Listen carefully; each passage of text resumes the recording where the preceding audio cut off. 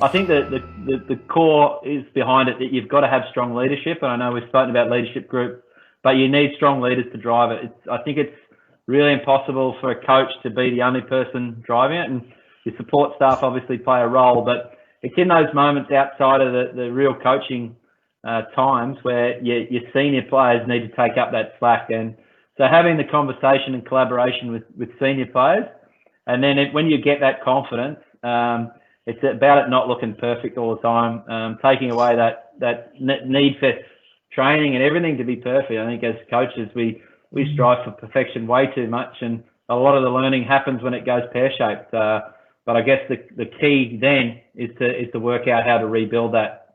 And so in terms of the second part of the question about when's it right to make mistakes, right from the start, I don't think they're learning unless they're making mistakes. And the job as a coach is to create environments where they're happy to make some mistakes in their training in particular, but even in games. So I go back to that the goal of ours is to play fearless cricket. That fearless cricket does not always come off, but then it's the coach's job to support the intent behind that. So, Beth Mooney's a great example where we've spoken to her about one of her best shots to get going is to hit it over mid-off, and for her to have the courage to do that. Now, if she gets caught at mid-off doing that, rather than saying that was a poor shot, we need to dissect it a little bit, and if it was the right option and just poor execution, then that's fine, and you got to wear that. Another example recently is probably Elisa Healy, who went into that World Cup on the back of telephone numbers. She was like 5, 6, 8, 4. The media all over, and Mel included.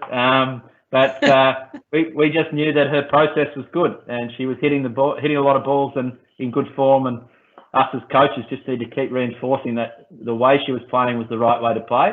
It had served her well for the previous 2 years, and that she would emerge from it. So yeah, I think there's plenty of examples where you need to probably just support the mistakes, and it's not always easy. Sometimes you get frustrated when mistakes are being made if they're continually the same mistakes, but also understanding that players are human and they're going to do plenty of that. So our job is to ensure that next time they get in that situation, they take the right decision.